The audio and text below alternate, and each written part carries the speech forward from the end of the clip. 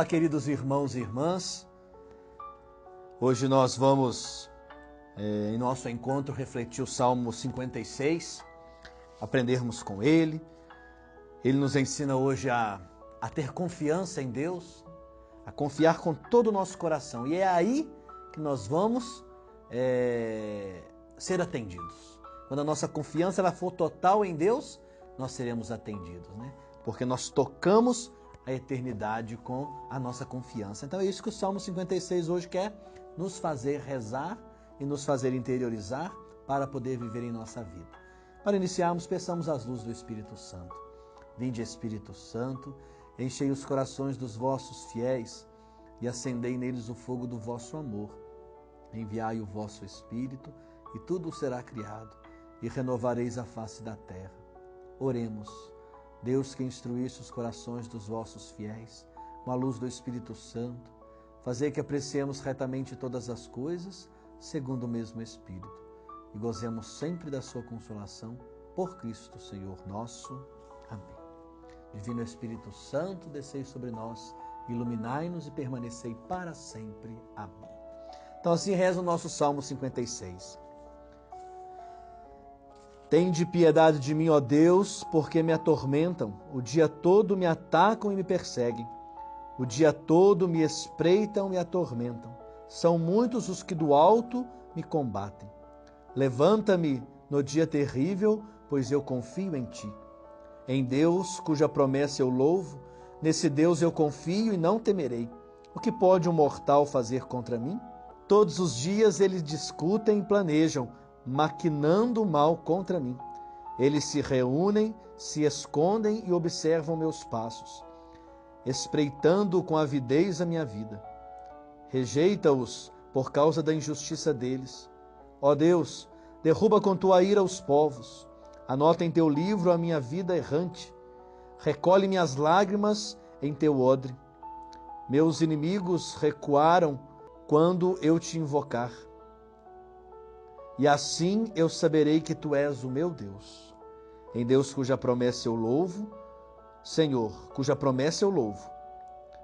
Senhor meu Deus, eu confio e não temerei. O que pode um homem fazer contra mim? Eu mantenho os votos que a ti fiz, ó Deus. Eu os cumprirei com ação de graças, porque livraste da morte a minha vida e meus pés de uma queda, para que eu ande na presença de Deus, na luz dos vivos. Nós temos aí então um salmo de súplica individual, carregada de total confiança em Deus. O salmista, ele enfrenta um conflito mortal na sua vida.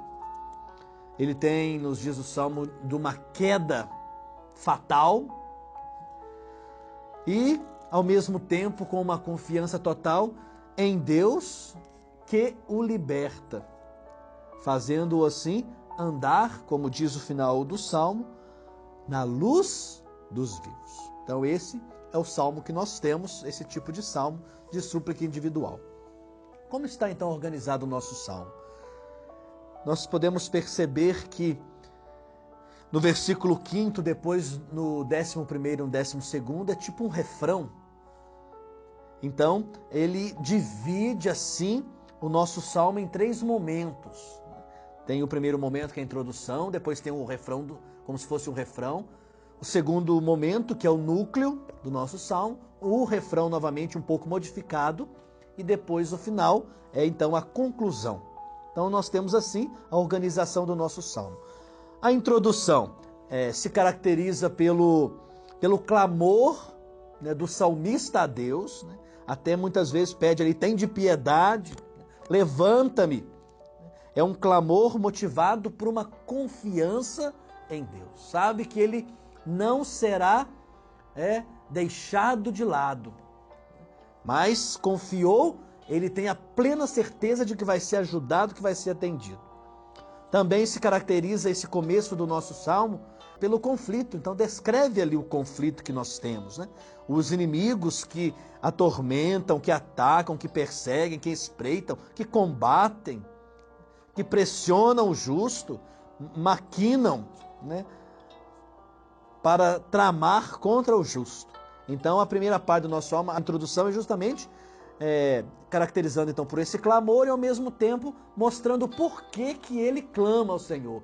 O que os injustos querem fazer, os seus inimigos, seus adversários querem fazer com ele.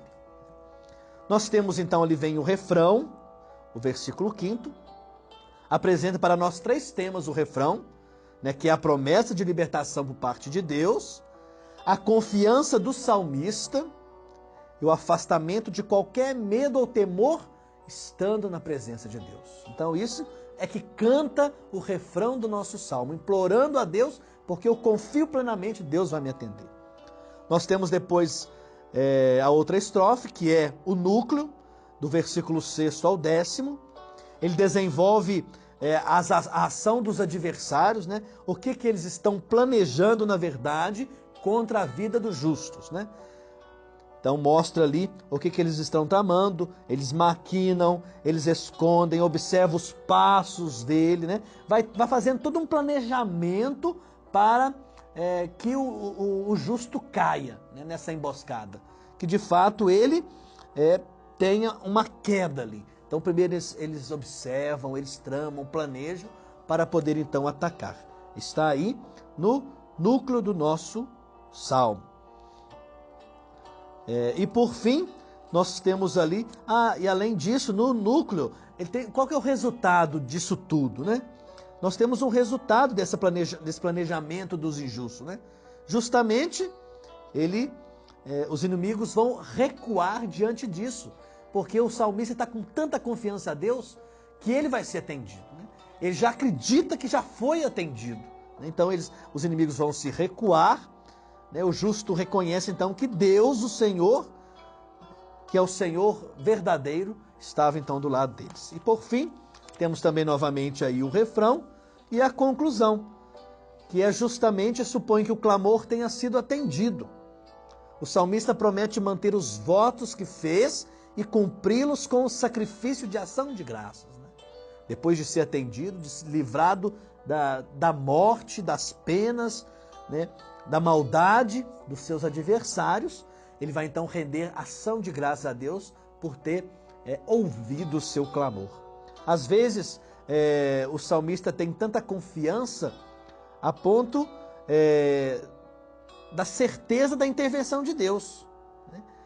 A confiança é tanta que supõe isso, a intervenção de Deus, supondo que já foi realizada em Deus, né? A confiança faz isso conosco. É aí que somos então atendidos, né? O grande problema é que a gente diz que confia, mas desconfia, né? A gente confia desconfiando. A gente confia, mas naquele momento nós não fomos atender, então eu desconfio, né? Então eu recuo diante daquilo. Não. Aquele que confia verdadeiramente tem que ir até o fim. Não pode desanimar jamais, né? Às vezes o momento não é favorável. A gente tem que confiar nos planos de Deus. A gente tem que confiar na intervenção de Deus. A gente tem que confiar que naquele momento Deus está preparando algo para a gente. E a confiança deve ser total a ponto de saber, Deus me atendeu. É aí que o milagre acontece, né? É aí que as nossas súplicas são atendidas. Quando a nossa confiança nos faz acreditar piamente que Deus vai nos atender ou até que Deus já nos atendeu. Aí a graça é abundante em nossa vida e nos resta então fazer como salmistas, né? Como salmista, render o sacrifício de ação de graças a Deus por tudo isso. Queridos irmãos, por que então que surgiu o nosso salmo? O salmo revela, como nós já vimos, um conflito cotidiano, dia a dia, nos mostra ali o salmo, entre o fiel, o justo, e seus adversários, que são os injustos. Parece serem pessoas importantes, né, da alta sociedade, nos diz ali o salmo, gente que tem poder. Então dá a impressão para nós de ser um exército grande, muitas pessoas contra uma pessoa só, não é? Então, essa pessoa sente que dia a dia a sua morte está chegando. A cada dia a sua morte está mais perto, está chegando por causa da tramóia dos seus adversários. O conflito torna-se mais agudo durante o salmo, nós vamos lendo, ele vai tornando-se mais agudo, principalmente no núcleo. São as ações, mostram como eles estão organizados, como eles são espertos, né? Não tem escrúpulos nenhum, querem eliminar a qualquer custo a vida do justo, então eles vão discutir, eles vão planejar, vão maquinar o mal, eles se reúnem, se escondem, observam, espreitam a vida do justo. Então ali vai fazendo todo um planejamento em torno daquilo para no momento certo apanhar então o salmista, o justo. Podemos perceber que é uma luta desigual. Muitos contra um só. Os primeiros bem organizados, com os planos. O segundo, contando somente com o clamor de Deus. Contando somente com a ajuda de Deus. Mas o bonito do Salmo aqui é que Deus não deixa de lado a pessoa justa, né? Até as lágrimas que caem não passam despercebidos nos planos de Deus, né? Inclusive, justo, recolhe, Senhor, as lágrimas no odre. Recolhe as lágrimas. Não são em vão as lágrimas que caem. Se diz que Deus conhece até o fio de cabelo que cai da nossa cabeça. As lágrimas sinceras do nosso coração não caem ou não saem e não passam despercebido aos olhos de Deus, que é um Deus bondoso, amoroso, compassivo e ama as pessoas. Nós temos aí então o rosto de Deus. O justo afirma 3 vezes que confia em Deus e é aliado na luta pela justiça. Então é um Deus que, de fato, ouve o clamor das pessoas, ouve o clamor do justo, ouve o clamor dos pequeninos. Né? É um Deus da aliança. Por que ele permaneceu fiel? Por que ele atendeu o clamor desse justo? Justamente porque é o Deus da aliança. Ele manteve-se fiel na aliança selada com o seu povo.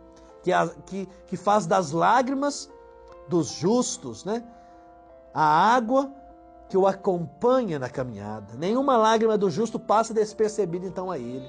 É um Deus que liberta, um Deus libertador. Liberta a vida da morte, os pés da queda. É o Deus da vida, fazendo-o viver na luz dos vivos, conclui assim o nosso Salmo. Então o Salmo fala da promessa de Deus, a promessa de Deus de fidelidade ao compromisso selado na aliança. Deus é fiel, Deus permanece e cumpre as suas promessas. Justamente ali o Salmo nos diz disso, né? Ó Deus, cuja promessa eu louvo. Quer dizer, as promessas que são cumpridas de Deus. E nós temos aí a figura de Jesus de Nazaré. Ele que passou por esse mundo fazendo bem, ouvindo os clamores, as lágrimas, o sofrimento do povo. E ele atendeu os clamores do povo. Né? O povo estava com fome, ele deu de comer. As pessoas estavam com sede, ele foi a água viva. Essa semana nós estamos aí refletindo sobre o pão da vida. Eu sou o pão da vida. Quem come deste pão e bebe deste vinho, deste sangue, não terá mais sede, não terá mais fome. Então Jesus veio para as pessoas, para ser alívio, para ser alimento, para ser força, para dar coragem, para animar os desanimados, para dar esperança àqueles que estão caídos no caminho. Então Jesus, o Deus encarnado, o Deus que se fez um conosco, nos livra da morte, nos livrou da morte pela sua morte. Pela sua morte, nós podemos ter vida.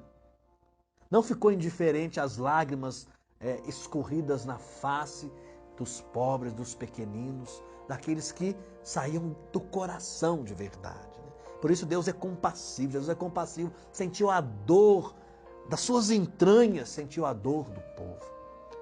E por fim nós sabemos que ele veio para que todos tenham vida. E tenham vida em abundância plena, na sua integralidade. Então, queridos irmãos, aí está o precioso rosto de Deus, que se transfigura no rosto dos sofredores, no rosto dos nossos irmãos e irmãs. Que possamos caminhar com a confiança em nosso coração de que Deus está conosco, caminha do nosso lado e não despreza as nossas lágrimas e os nossos clamores, mas que possamos manter sempre a confiança, nunca desanimar, porque Deus nos ouve sempre. Basta a gente esperar as demoras de Deus, confiar nas demoras de Deus, que vai acontecer, na verdade, maravilhas em nossa vida. Glória ao Pai, ao Filho e ao Espírito Santo, como era no princípio, agora e sempre. Amém. Abençoe-vos o Deus Todo-Poderoso, o Pai, Filho e Espírito Santo, e permaneça para sempre. Amém. Até a próxima, se Deus quiser. Um grande abraço a todos.